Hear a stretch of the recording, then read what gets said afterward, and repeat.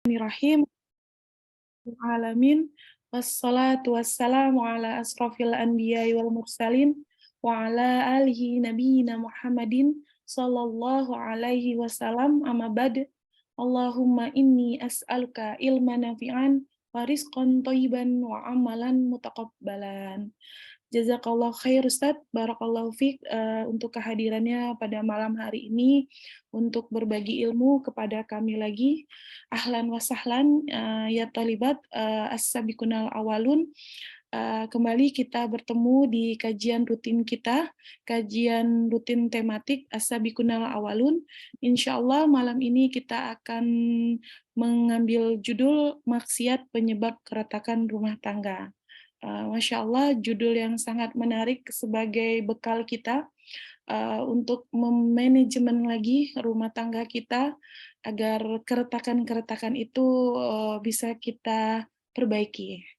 Nah, insya Allah di akhir materi akan ada sesi tanya jawab. Tafadol untuk bertanya bisa langsung japri Ana atau menulis di kolom chat. Baiklah Ustadz, tafadol untuk membuka halakoh kita pada malam hari ini. Tafadol masykuro ya Ustadz. Assalamualaikum warahmatullahi wabarakatuh. Waalaikumsalam warahmatullahi wabarakatuh. Alhamdulillahilladzi arsala rasulahu bil huda wa dinil haqq liyudhhirahu 'ala dini kulli walau karihal kafirun. Asyhadu an la ilaha illallah wahdahu la syarikalah wa asyhadu anna Muhammadan abduhu wa rasuluh sallallahu alaihi wa ala alihi washabihi ajma'in. Ya ayyuhalladzina amanu taqullaha haqqa tuqatih wa la tamutunna illa wa antum muslimun. At-thalibat yang semoga dirahmati Allah Subhanahu wa taala. Pada kesempatan malam hari ini kita kembali memanjatkan rasa syukur yang dalam pada Allah Subhanahu wa taala karena pertolongannya kita bisa bersama di dalam majelis ini ya, dalam rangka mengambil faedah ilmu, mengharapkan pahala dan keberkahan dari Allah Subhanahu wa taala. Malam hari ini kita akan bahas tentang maksiat ya, penyebab keretakan rumah tangga. Seperti yang kita ketahui, tholibat sekalian, ya, bahwa rumah tangga itu sejatinya adalah hubungan ya, suami dan istri ya, yang disatukan dengan ikatan yang sangat kuat ya. Wa akhadna minkum mitsaqan ghalidha ya. Dan mereka para istri-istri ya telah mengambil perjanjian yang kuat ya kepada suami-suami mereka ya. Di mana ikatan perkawinan dalam sebuah rumah tangga itu adalah ikatan yang dipelihara oleh Islam ya, agar tidak terurai ya, agar tidak retak ya, apalagi rusak. Oleh karenanya semua perkara yang menuju kepada potensi retaknya rumah tangga itu dihalangi sedemikian rupa oleh Islam ya, sehingga tetap bisa terjaga. Bahkan dalam satu riwayat Rasulullah bersabda ya, bukan termasuk golongan kami ya seorang yang coba-coba membujuk wanita untuk membenci suaminya ya, dan atau membujuk seorang budak untuk membenci tuannya. Jadi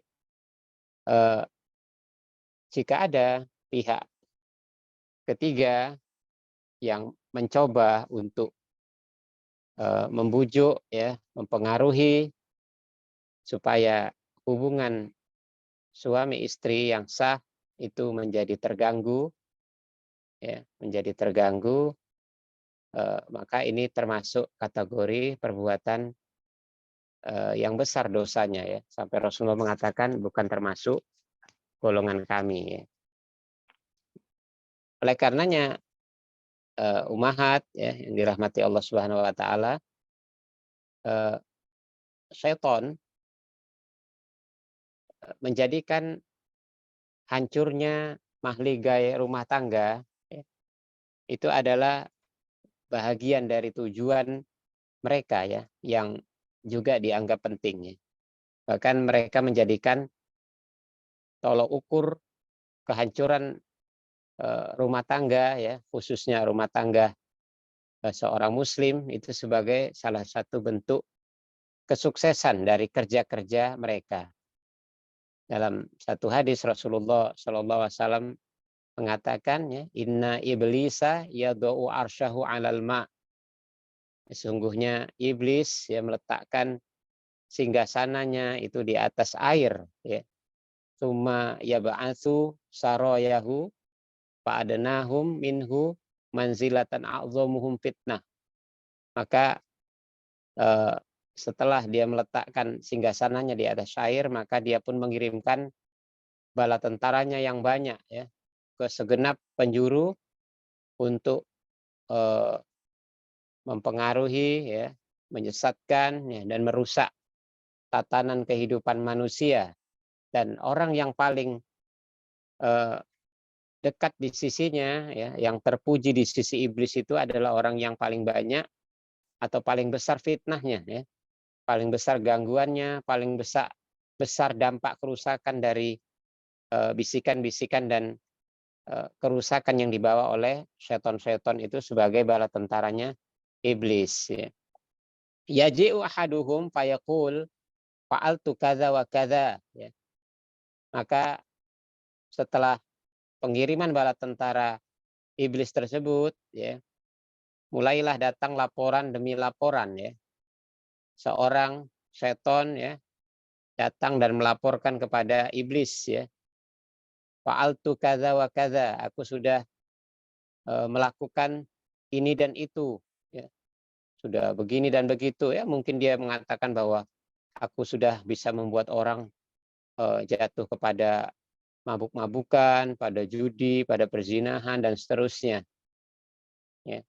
Tetapi iblis menjawab laporan itu dengan kalimat ma sona'tu syai'an ya. Engkau belum melakukan apa-apa. Ya. Laporan demi laporan terus diterima oleh iblis ya, tapi iblis seolah-olah eh, menganggap remeh ya semua proyek-proyek atau pekerjaan-pekerjaan yang sudah ditempuh oleh bala tentaranya. Sampai ada seorang di antara anggotanya ya melaporkan ya, dia mengatakan summa yaji'u ahadum fayaqul ma taraktuhu hatta farraqtu bainahu wa baina imra'atahu ya. Eh, aku ya tidaklah meninggalkan suami istri ya, aku terus menggoda mereka dan mempengaruhi mereka sehingga aku bisa memisahkan antara seorang suami dengan istrinya. Artinya mereka pun bercerai karena kerja kerasku, kata Shelton ya. Maka iblis pun mendekat ya, mendekat kepada anggotanya yang mengatakan kalimat itu. Seraya dia mengatakan nikma anta. Nah, engkau inilah sebaik-baik dari anggotaku ya yang bekerja dengan sukses ya. Ini hadis riwayat yang dikeluarkan oleh Imam Muslim. Tholibat yang dirahmati Allah Subhanahu wa taala, dalam riwayat di atas ini ya menggambarkan kepada kita ya bahwa prestasi tertinggi di antara pekerjaan-pekerjaan setan itu adalah bisa membubarkan pasangan suami istri ya. Yakni bisa membuat mereka bercerai. Ya, oleh karenanya tentu penting bagi kita untuk mengetahui ya di antara pemicu keretakan dalam rumah tangga. Ya. Tentu kalau kita bicara tentang pemicu ya, keretakan dalam rumah tangga ya, secara umum ya bahwa kehancuran rumah tangga itu adalah berasal dari kemaksiatan. Kemaksiatan yang terjadi di antara pihak-pihak dalam sebuah rumah tangga tersebut. Karena kemaksiatan itu berasal dari kata aso, ya artinya durhaka. Ini adalah semacam eh, pelanggaran terhadap apa-apa yang menjadi batasan-batasan yang diberikan Allah kepada hamba-hambanya.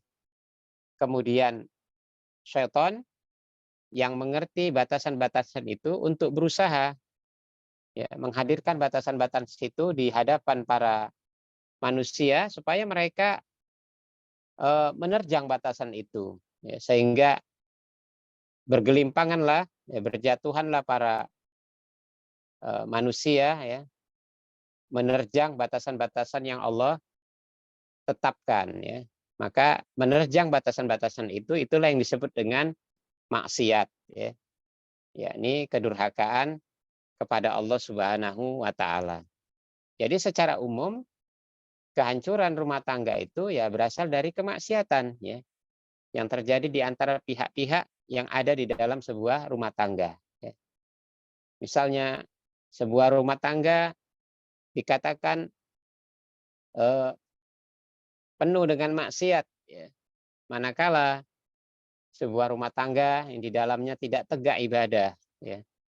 Apalagi ibadah yang berkaitan dengan ibadah yang agung di sisi Allah Subhanahu wa taala seperti meninggalkan sholat ya. Jadi kalau sebuah rumah tangga sholat saja tidak tegak ya, maka sudah dipastikan bahwa rumah tangga itu adalah rumah tangga yang diduduki oleh para syaitan ya, yang akan membuat rumah tangga itu ya hancur berkeping-keping ya. Hancur berkeping-keping tidak hanya dinilai dari sisi fisik tapi dari sisi jiwa ya. Tidak munculnya ketentraman dalam sebuah keluarga ya, munculnya ketakutan ya, kekhawatiran, tidak adanya perasaan berserah diri kepada Allah. Ini adalah bagian-bagian dari cara setan memporak-porandakan jiwa ya dari manusia ya. Dalam rumah tangga yang tidak ada bacaan Al-Qur'an ya, kecanduan dengan maksiat ya, atau seorang suami yang banyak mengabaikan tanggung jawabnya, tanggung jawab mendidik ya, lebih sibuk dengan nongkrong-nongkrong bersama teman-temannya atau sibuk begadang, traveling ke sana kemari tanpa ada hajat yang dibenarkan ya. Bahkan sebagian mencari pasangan-pasangan selingkuh dan seterusnya. Maka itu adalah bagian-bagian ya yang kita sebutkan sebagai bentuk maksiat-maksiat yang akan bisa menjadi penyebab dan pemicu keretakan dalam rumah tangga. Kemudian biasanya di dalam rumah tangga ada pintu-pintu di mana setan masuk ke dalamnya ya. Ya, pintu itu adalah pintu yang sebenarnya hukum asalnya bisa terjadi kepada siapapun ya. Tetapi porsi dan levelnya berbeda-beda ya. Pintu yang dimaksud itu adalah pintu amarah ya. Amarah adalah pintu masuknya setan. Di mana dari pintu itu setan bisa membuat suatu permasalahan itu yang terjadi di dalam rumah tangga itu menjadi semakin rumit ya. Kadang memang masalah yang terjadi adalah masalah yang sederhana tapi dia menjadi memuncak ya, semakin rumit sehingga terkadang seperti tidak ada penyelesaiannya. Ini semua bermula dari uh, kemarahan ya. Dan hukum asal amarah itu adalah dari setan. Maka seseorang yang dia bisa berlindung kepada Allah Subhanahu wa taala di saat kemarahan muncul ya, maka itu bisa menjadi cara untuk meredam kemarahannya. Kata Rasulullah SAW, "Idza ghadaba ar-rajulu faqala a'udzu billah ya, sakana ghadabah ya." Apabila seseorang dia sedang marah ya, lalu dia mengatakan a'udzu billah, aku berlindung kepada Allah, ya, sakana ghadabahu, maka itu ucapan a'udzubillah, aku berlindung kepada Allah, itu bisa meredam amarahnya. Jadi menjadikan amarah sebagai cara yang utama untuk menyelesaikan masalah-masalah dalam rumah tangga ini adalah bagian dari strategi syaitan. Jadi kemarahan itu adalah bagian yang biasa. Jadi sesuatu yang dijadikan cara utama, ya, dalam menyelesaikan setiap masalah dalam rumah tangga. Ya. Berarti seseorang telah menjadikan pintu syaitan itu menganga di dalam rumah tangganya. Ya, karena disinilah syaitan akan bertengger, ya, menunggangi dan mengarahkan seseorang itu, ya, yang sedang dikuasai oleh kemarahan untuk eh, buntu dalam menyelesaikan masalah. Kadang kita lihat bagi seorang suami, ya, kemarahan bisa dianggap sebagai bentuk wujud dari wibawa, ya, ketegasan dan kekuatan. Gitu.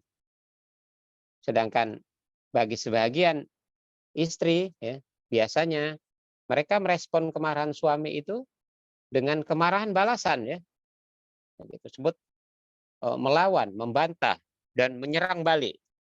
Kenapa? Karena sebagian wanita yang menjadi istri, mereka melakukan itu, ya, agar menurut anggapan mereka supaya mereka tetap terhormat, ya, tidak diremehkan oleh suami. Maka jika sudah terjadi dua kubu yang saling marah, ya, tentu setanlah yang ada di antara keduanya, dan setan akan mengerahkan segala cara, ya, segala upaya sehingga terjadi perceraian, ya, di antara kedua belah pihak, ya. Oleh karenanya ketika kemarahan sedang menguasai di antara kita, maka agama memerintahkan kepada kita untuk tidak tidak melakukan perkara yang bisa memunculkan potensi perceraian, ya, seperti eh, melakukan atau menyebutkan kalimat-kalimat yang menjurus kepada perceraian. Ummahat wa tholibat yang semoga dirahmati Allah Subhanahu wa taala. Kemudian maksiat yang lain yang sering terjadi di tengah-tengah kehidupan rumah tangga bisa menjadi pemicu keretakan, ya, bahkan kehancuran sebuah rumah tangga itu adalah eh, mengambil sumber nafkah yang haram, ya. Karena di antara maksiat yang bisa menjadi pemicu yang kuat itu adalah mengambil penghasilan dari harta yang haram, ya. Banyak kita temukan, ya, pengakuan-pengakuan dan hal-hal yang terjadi, ya, di lapangan, ya. Seseorang yang merasa penghasilannya semakin besar dari penghasilan-penghasilan yang haram. Misalnya dia bekerja di sebuah pabrik, ya, pabrik yang memproduksi barang-barang yang zatnya haram. Misalnya dia bekerja di pabrik rokok, ya, atau dia bekerja di satu lembaga ribawi, atau dia bekerja di sebuah lembaga yang di dalamnya ada kezoliman, manipulasi, dan seterusnya, maka otomatis dia mengambil penghasilan yang haram menjadi bahan atau bersandarnya kehidupan dia di sisi tersebut. Nah, penghasilan yang haram membuat tidak terjadinya keberkahan di dalam rumah tangga. Sehingga syaitan, ya, selalu berada di sisi-sisi mereka, ya, dan darah pun menjadi panas, ya, sehingga mudah sekali memicu pertengkaran di dalam rumah tangga. Ummahat yang dirahmati Allah Subhanahu wa taala, di zaman ini adalah zaman di mana orang berlomba-lomba untuk hidup secara hedon, ya. Semua orang berlomba-lomba ingin menunjukkan kemewahan dan kemakmuran hidup, ya. Dengan cara apa? Ya tentunya diantaranya adalah menunjukkan harta benda. Jadi sebuah rumah tangga bisa saja dia kelihatan seperti rumah tangga yang ideal, yang bahagia. Kalau dilihat dari sisi luarnya. Karena apa? Karena dilingkupi dengan kemewahan harta. Akan tetapi jika sumber penghasilannya adalah penghasilan yang haram, maka sesungguhnya tidak ada keberkahan di dalam rumah tangga tersebut. Dan dampaknya secara langsung adalah pada kehidupan rumah tangga tersebut. Ya. Rumah tangga yang hanya dibungkus dengan sesuatu yang sifatnya kemendaan semata, tetapi tidak ada kekuatan jiwa di dalamnya. Bagaimana seseorang yang hidup dan makan dari makanan-makanan yang haram yang didapatkan dari harta yang haram, lalu diharapkan di dalamnya ada kekuatan jiwa seperti tawakal, ya, kecintaan kepada Allah, kerinduan kepada perkara-perkara akhirat. Ini tentu tidak akan ditemukan di dalam satu rumah tangga yang eh, penghidupannya berasal dari harta yang haram. Jadi ummahat yang dirahmati Allah Subhanahu wa taala. Maka kita simpulkan bahwa korelasi kemaksiatan dengan hancurnya rumah tangga itu adalah sesuatu yang sangat erat, ya. Sesuatu yang sangat erat karena kemaksiatan dan perceraian itu adalah dua proyek di antara proyek-proyek yang dicanangkan oleh Shelton. Ya. Keduanya adalah proyek yang dicanangkan oleh Shelton. Shelton ingin menghendaki manusia selalu berkubang pada kedurhakaan-kedurhakaan kepada Allah Subhanahu wa taala. Dan Shelton juga menghendaki kehancuran sebuah rumah tangga, apalagi rumah tangga seorang muslim yang Shelton tahu idealnya rumah tangga seorang muslim di dalamnya ya, akan kokoh sebuah bangunan ya yang di dalamnya terdiri dari beberapa keluarga yang beribadah kepada Allah Subhanahu wa taala, dan dari sebuah rumah tangga seorang muslim ya memancarkan sebuah kekuatan ya, kemudian pahala yang mengalir ya, dan seterusnya. Dan setan tidak menghendaki akan hal itu.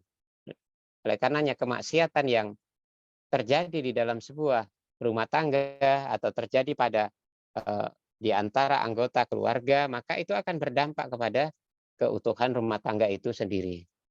Ya, perhatikanlah apa yang dikatakan oleh Al-Imam Ibnu Qayyim rahimahullahu taala ya, ketika beliau mengatakan, sungguh ketika aku bermaksiat kepada Allah, maka aku akan melihat perilaku kemaksiatanku itu atau perbuatan burukku itu berdampak kepada tingkah laku istriku ya atau anak-anakku ya. Pernyataan Ibnu Qayyim ini ya, bisa menjadikan introspeksi kepada diri kita semua bahwa setiap kegaduhan yang terjadi dalam rumah tangga itu ya, bisa saja itu berasal dari diri kita sendiri ya. Bukan semata-mata adalah perbuatan pasangan ya. Sehingga kita bisa berintrospeksi ya. Karena kaidah mengatakan al jaza min jinsil amal, bahwa balasan itu sesuai dengan perbuatan.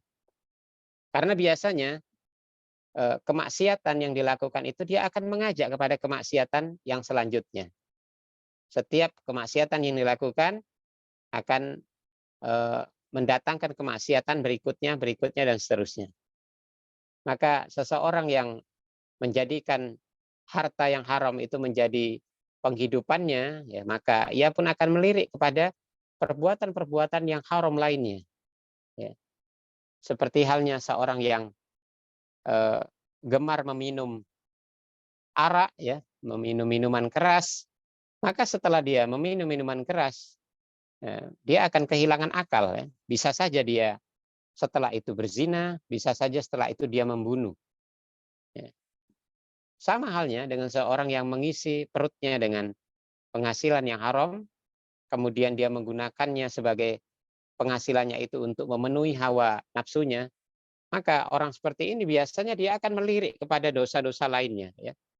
bisa saja dia menzalimi orang lain, ya, hingga kezaliman itu bahkan menimpa keluarganya sendiri. Oleh karenanya, ummahat wa thalibat, ya, rahimakumullah, tentunya kita bermohon kepada Allah Subhanahu wa taala, ya, permohonan pertolongan, ya, agar Allah eh, menolong kita, ya, memantapkan niat kita setiap harinya, agar Allah memberikan kepada kita kekuatan dalam menjalani hari-hari, ya, tanpa maksiat, ya, apalagi maksiat-maksiat besar yang akan mendatangkan kemurkaan Allah Subhanahu wa taala. Sesungguhnya ketaatan mendatangkan ketenangan jiwa, dan kemaksiatan akan mendatangkan kegundahan, ya, dan kegalauan jiwa. Dan sekali lagi, korelasi antara kemaksiatan dengan keretakan rumah tangga, ya, adalah sangat kuat, ya. Sebuah rumah tangga, ya, jika semakin dibangun ketaatan yang mantap, ya, di sisi Allah Subhanahu wa taala, maka semakin besarlah potensi sebuah rumah tangga itu menjadi rumah tangga yang tentram, ya, rumah tangga yang sakinah, ya, rumah tangga yang melahirkan ketaatan demi ketaatan, ya. Semoga Allah Subhanahu wa taala selalu menolong kita. Wallahu taala a'lam. Nah, alhamdulillah, jazakallahu khair Ustaz, barakallahu fiik. Baiklah akhwat, bila ada yang ingin bertanya, tafadhol untuk raise hand atau menuliskan di kolom chat. Baik Ustadz, ana izin membacakan pertanyaan yang sudah masuk terlebih dahulu. Assalamualaikum warahmatullahi wabarakatuh. Semoga Ustadz dan keluarga juga seluruh kaum muslimin selalu dalam lindungan Allah. Izin bertanya Ustadz, bagaimana sikap istri jika suami bertahan dengan bid'ahnya karena merasa hal tersebut benar dan baik, sedangkan istri pun berusaha tetap bertahan di jalan sunnah. Seakan istri tidak patuh atau membangkang terhadap suami karena beda jalur. Suami menghendaki istri sejalan karena menurutnya kalau bersama itu harus sejalan. Sedangkan istri bertahan pada prinsipnya menjalankan sunnah. Jika istri berbuat baik kepada suami, tanpa sayang. Jika istri berbuat baik, suami tampak sayang. Tapi kalau sudah bertentangan seakan tidak ada satupun kebaikan istri. Suami seperti benci. Keseharian rumah tangga serasa tidak bahagia karena tidak sejalan. Mohon nasihatnya Ustadz, bagaimana istri menyikapinya? Jazakallahu khair, barakallahu fiik. Nah,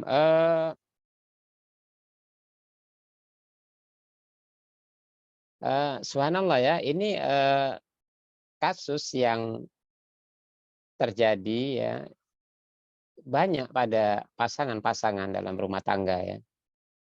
Tidak sedikit juga seperti ini.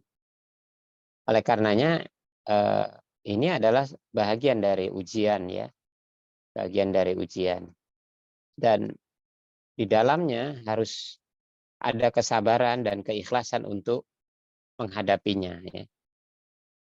Pelajaran-pelajaran yang sudah kita suguhkan sebelumnya, ya, kita bisa membandingkan antara kehidupan rumah tangga Fir'aun dengan istrinya Asia, di mana Asia mengetahui bahwa Fir'aun adalah musuh Allah, ya, seorang yang kafir, ya, sedangkan dia adalah seorang mukminah. Tetapi Asia bisa berlaku baik, ya, tenang kepada Fir'aun, ya, sampai satu hari diketahuilah oleh Fir'aun bahwa Asia ternyata adalah seorang yang berkeyakinan bahwa dia memiliki Tuhan, Allah, Tuhannya Nabi Musa dan Harun alaihi wassalam, dan tidak mengakui bahwa suaminya sebagai Tuhan. Ini yang menyebabkan kemarahan Firaun. Nah, seorang istri yang memiliki suami yang berbeda dalam sisi pemahaman, ya, tentunya dia tidak bersuamikan Firaun.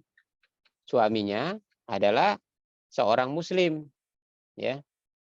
Oleh karenanya istri harus bisa menampilkan sosok istri yang lembut, pengertian ya, dengan tidak memperbesar atau memperkeruh suasana dengan membanding-bandingkan atau menyuguhkan perbedaan ya. Jadi yang pertama harus dilakukan adalah sabar ya. Misalnya kita sudah memahami sisi-sisi pelajaran sunnah ya, kemudian ternyata suami belum memahami di beberapa bagian perkara atau perbedaan, maka mengalahlah, sabar ya. Kalau suami memaksa pada perkara-perkara yang sifatnya eh, prinsip ya, misalnya perkara akidah ya, perkara bid'ah yang jelas gambarannya bagi seorang istri, maka dia boleh tidak mematuhi, tapi tidak harus mempertentangkannya. Tapi pemahaman kita pun terhadap sunnah ini juga harus maksimal ya, jangan sampai kita memperkarakan perkara-perkara yang tidak patut dipertentangkan ya. Misalnya banyak orang bermusuh hanya karena masalah perkara-perkara fikih ya, perkara-perkara furu ya, cabang-cabang dalam agama, yakni masalah hukum-hukum yang bukan berkaitan dengan akidah. Padahal para imam kita yang 4 pun mereka berbeda dalam urusan ini ya. Misalnya jangan jadikan kunut subuh itu sebagai pembeda antara ahlus sunnah dengan ahlul bid'ah.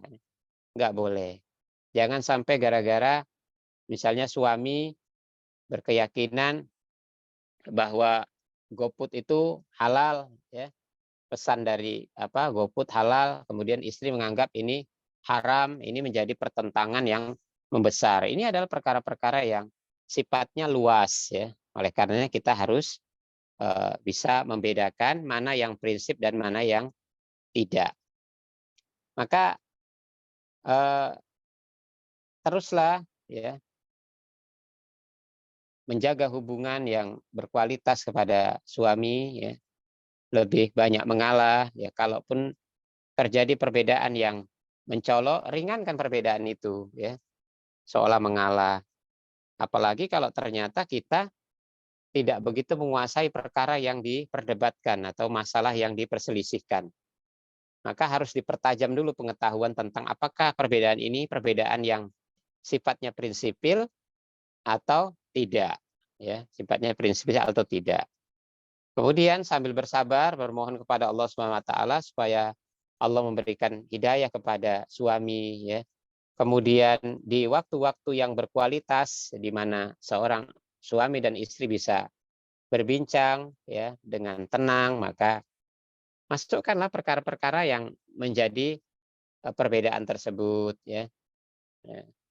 Namun tentunya kalau berani berbeda, berani memahami ya, sisi perbedaan itu harus bisa dikuasai. Jangan sampai kita berbeda pada sesuatu yang tidak kita kuasai. Kita pun nggak ngerti kenapa berbeda, di mana letak perbedaannya, dasar pengambilan hukumnya gimana, sisi pendalilannya gimana, kita sama sekali nggak tahu. Ya, bagaimana kita mau berkomunikasi dan menyadarkan lawan ya, supaya dia menyadari kesalahannya. Oleh karenanya ini juga jadi PR dan tantangan buat kita yang sudah belajar ya, sudah memahami sebagian kecil dari konsep dan manhaj ini, tetapi kita masih perlu banyak belajar dan memahami perkara-perkara yang sering diperselisihkan di tengah-tengah masyarakat. Bisa jadi suaminya juga begitu karena sama sekali tidak paham, dan sang istri pun juga bisa tidak paham sehingga nggak bisa menjelaskan. Akhirnya yang terjadi adalah kalau berdebat, debatnya debat kusir atau saling sangka buruk saja, bahwa sama-sama menuduh tersesat. Kalau begini masalahnya maka tidak akan ada penyelesaian. Ya, jadi semoga Allah memudahkan urusan ini ya. Yang penting dibangun di atas kesabaran dan kelemah lembutan. Ya, satu waktu persoalan-persoalan yang dimaksud dengan perselisihan tadi bisa diketengahkan sehingga dicari cara dan jalannya untuk bisa berdiskusi ya, berdiskusi dengan sehat dan dengan baik. Nah, Nah, Ustadz, jazakallahu khair, Ustadz. Pertanyaan selanjutnya, Assalamualaikum Ustadz, mohon nasihatnya. Bagaimana menjadi istri atau ibu yang solihah? Kadang kita sudah mengetahui ilmunya, namun kadang sulit mengamalkannya. Jazakallahu khair Ustadz. Ya, persoalannya di situ, mengerti dan sulit mengamalkannya. Paksakan diri di awal, ya. Misalnya bagaimana mengekang ego sebagai seorang istri, ya. Eh, Ketika kita mengetahui bahwa seorang istri harus lebih banyak mengalah, ya. Bahkan dalam sebutannya istri adalah budaknya suami, ya, dalam artian lebih mementingkan keridhaan suami daripada kepuasan untuk membantah dan melawannya, ya. Maka ini semua adalah tuntunan yang datang dari Rob kita, ya, Rabbul Alamin, yang tujuannya adalah kemaslahatan, ya, kemaslahatan. Seperti yang kita sampaikan dari dalam paparan tadi bahwa kadang suami itu dia marah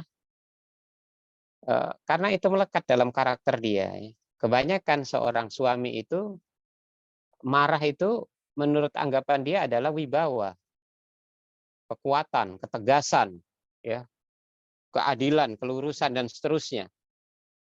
Nah, kalau suami marah, apalagi marahnya pada perkara-perkara yang logis, ya, memang dia mungkin tersinggung atau dia sedang menekankan satu perkara, ya, seorang istri mending diam. Jangankan dia marahnya pada marah yang benar, ya, dalam artian dia ingin memperbaiki. Dia sedang salah pun dia marah, seorang istri harusnya diam saja dulu. Buat catatan, oh suamiku salah dalam perkara ini. Boleh tidak diperbaiki? Boleh. Tapi nggak mesti hari itu juga, nggak mesti saat itu juga. Karena waktunya tidak tepat. Kalau dilawan di saat itu, ya, maka kemarahan suami pun makin menjadi-jadi. Dan ini biasanya menjadi pemicu, ya. Kadang-kadang kekerasan dalam rumah tangga juga terjadi disebabkan hal tersebut. Seorang istri yang bijak, ya, apalagi dia takut kepada Allah dan menghendaki keridhaan suaminya, dia bisa menahan diri walaupun dia dalam keadaan benar. Maka riwayat yang menyebutkan, ya, seorang di antara seorang istri, ciri-ciri penduduk surga itu kan istri yang ketika suaminya marah, ya, eh, dia mendatangi suaminya, ya, kemudian meletakkan tangan suaminya di atas kepalanya. Dia mengatakan, aku tidak bisa tidur kalau engkau tidak ridho kepadaku. Ini kan sebenarnya mengajarkan kepada istri untuk banyak mengalah kepada suami. Tapi kadang-kadang kan ego kita juga tinggi. Kita bilang, gimana Ustadz kita harus ngalah sama suami yang eh, jahat, ya, suami yang egois, suami yang tukang keluyuran malam, suami yang begini, suami yang begitu. Begitu biasanya kan. Nah, ini harus dipisahkan, ya, antara kekesalan kita kepada perilaku suami dengan bagaimana kita memberikan hak-haknya terlebih dahulu, ya. Melaksanakan kewajiban kita sebagai istri untuknya. Terkadang hidayah itu datangnya dari akhlak seorang istri. Misalnya suami yang zolim kepada istrinya, kepada keluarganya, tapi ketika dia lihat istrinya lebih banyak mengalah, ya, terus berbuat baik kepada dia, ya, dan nampak pancaran bahwa dia melakukan itu karena ketakwaannya, karena pendalaman dia terhadap ilmu agama. Ini bisa menjadikan atau menjadi sebab seorang suami mendapat hidayah. Dia melihat bahwa ternyata agama benar-benar bisa membuat seseorang itu menenteramkan, ya, pasangannya. Dan biasanya kalau suami sudah terharu melihat keadaan seperti itu, ucapan-ucapan yang lembut dari seorang istri pun dia bisa mendengarnya, dia mau mendengarkannya dan bisa merubah daripada seorang istri yang bisa balas marah-marah dengannya. Begitu juga kepada seorang ibu kepada anak misalnya. Dia bisa melihat anak sebagai sebuah amanah, sebagai sebuah tantangan dan sebuah ladang pahala di mana seorang ibu, apalagi ibu-ibu muda, itu biasanya mudah marah, ya, bisa marah-marah, maki-maki anaknya, tapi dia tahan karena dia tahu ini adalah proses sebuah pendidikan yang di mana ketika sabar ada pahala yang mengalir dan seterusnya.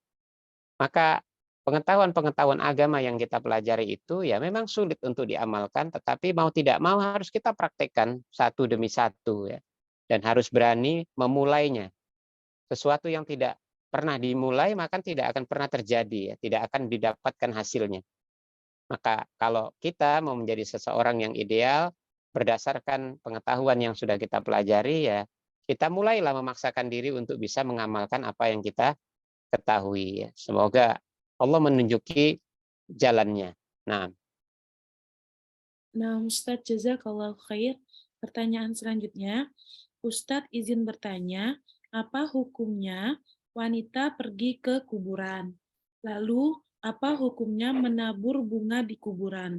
Apakah si mayit mendapatkan siksa kubur jika kuburannya ditaburi bunga? Jazakallahu khair, Ustadz. iya. Eh, Berziarah ya bagi seorang wanita ya. Ini terjadi perbedaan pendapat ulama ya.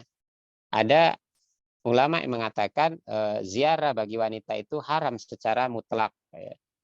Mengapa? Karena Rasulullah dulu ya nahaitukum an ziyarati ya.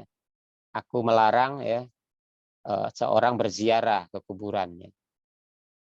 Fal'an pazuruha ya, tapi sekarang berziarahlah ya, berziarahlah ke kuburan ya.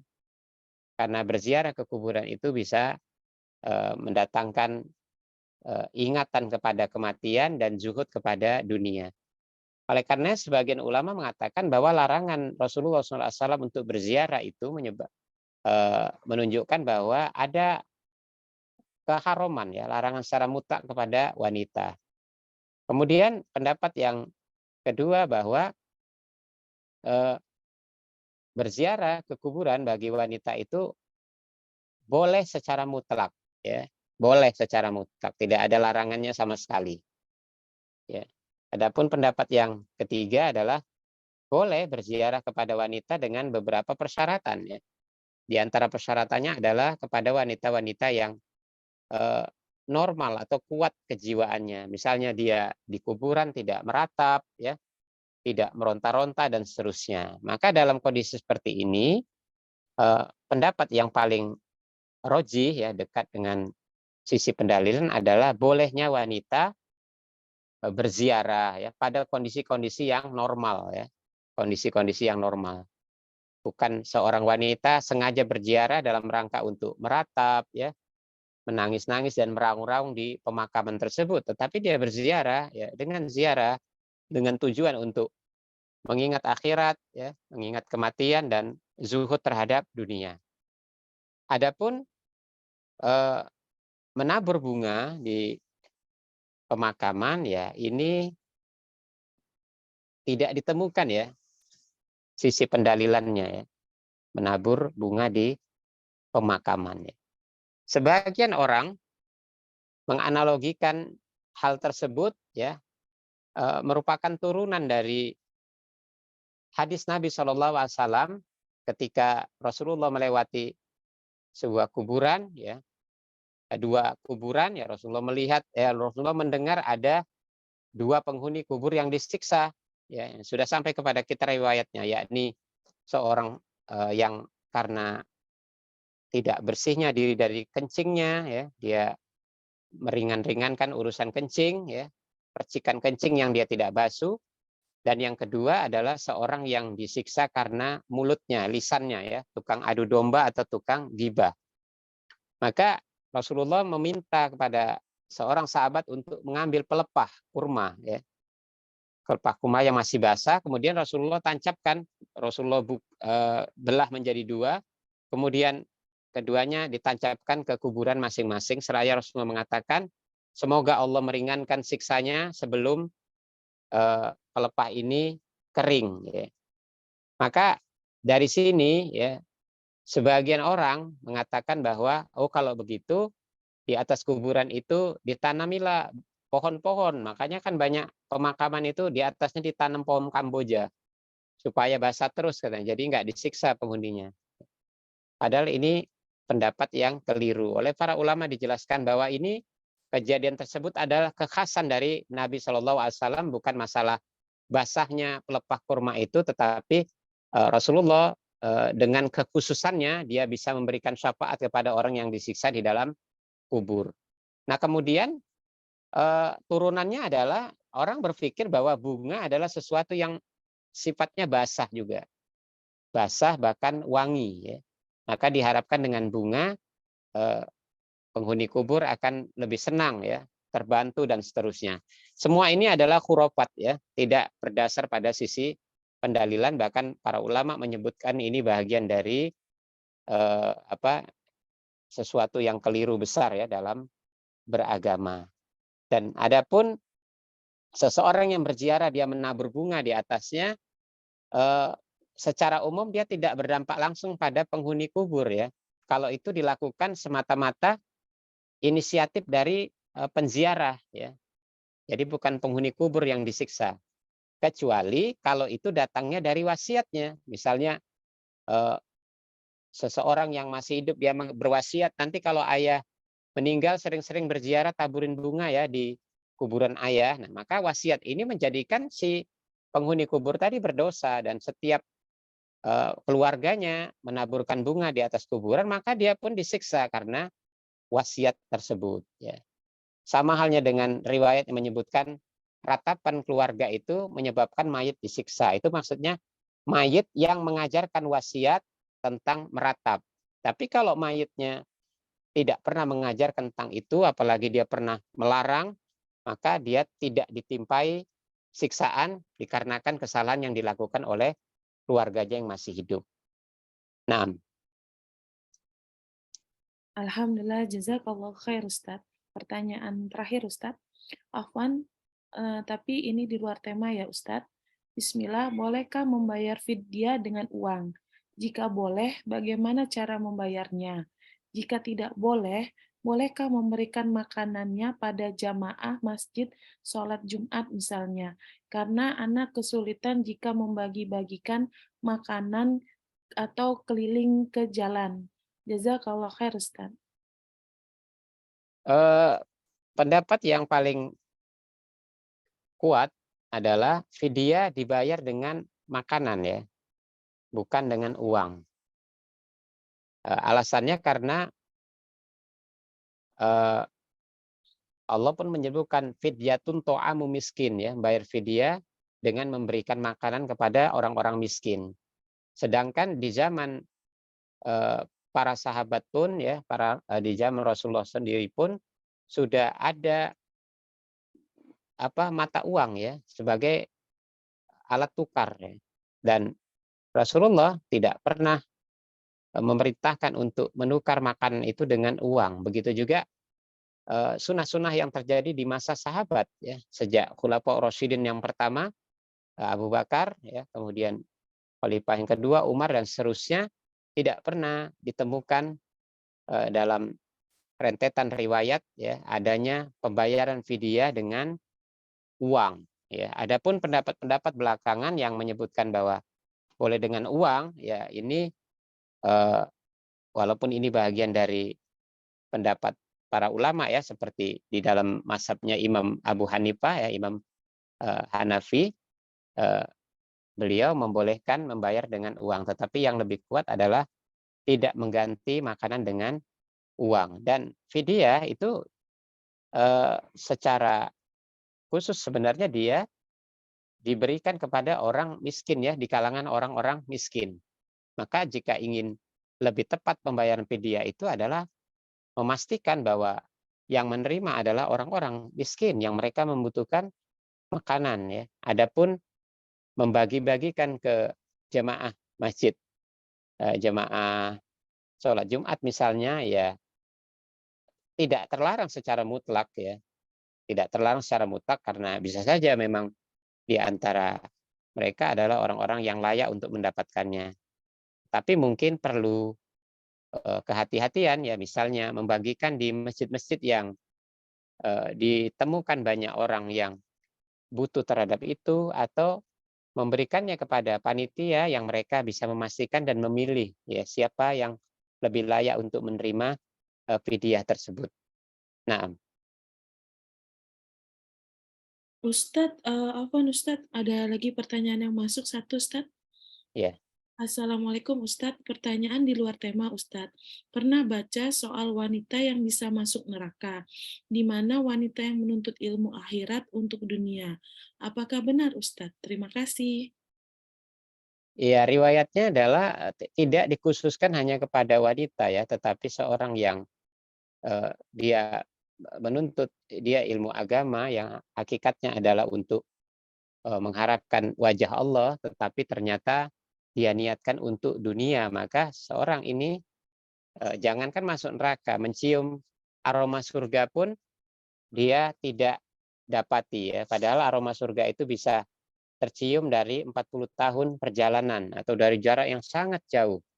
Ini menggambarkan kepada kita ya, tidak bolehnya atau merendahkan cita-cita akhirat itu dengan perkara yang remeh, yakni dunia. Ya, demikian juga halnya seorang pendidik atau pengajar atau seorang pendakwah ya, tidak boleh mereka menukar akhirat ya, yang seharusnya dia mengajar mengharapkan pahala dari Allah Subhanahu wa taala, lalu dia mengharapkan recehan-recehan itu ya, dan bahkan menukar ayat-ayat Allah dengan harga yang murah ya, dengan dunia, maka ini termasuk perkara yang besar ya, dosanya di sisi Allah Subhanahu wa taala.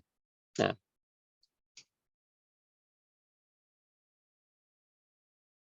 Ustadz?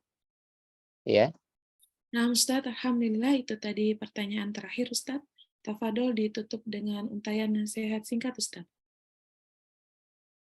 Nah, ummahat wa tholibat rahimakumullah.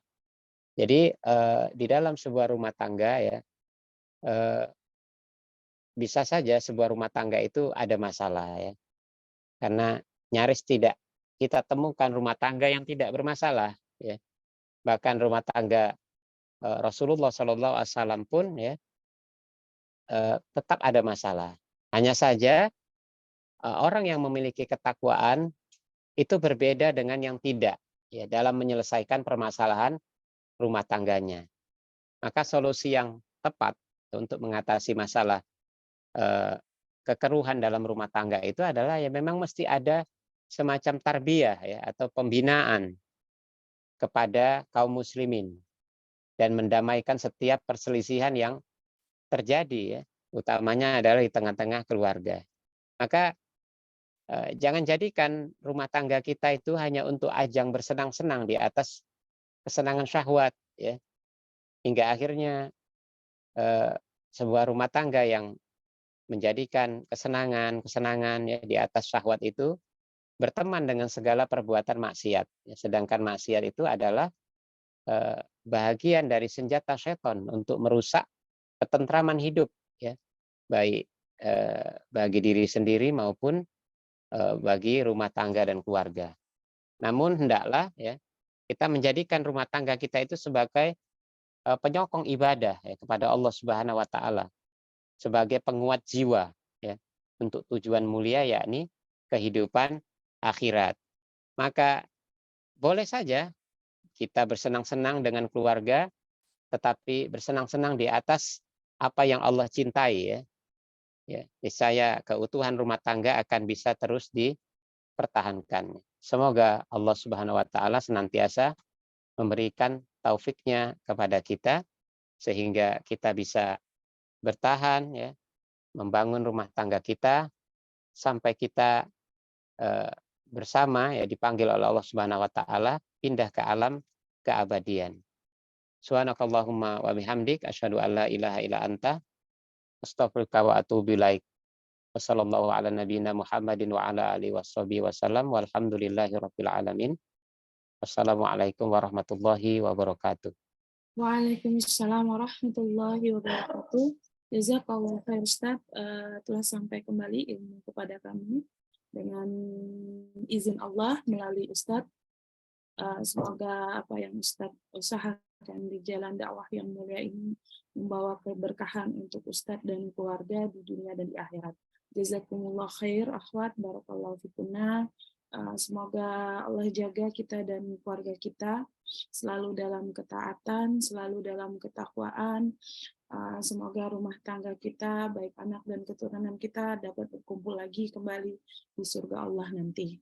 Ana dan tim As-Sabiqunal Awalun memohon maaf apabila banyak khilaf dan kurang. Insya Allah kajian umum akan kita hadiri kembali di hari Kamis. Ana izin pamit. Wassalamualaikum warahmatullahi wabarakatuh. Jazakallah khair Ustaz. Barakallahu fiik. Fiikunna barakallah.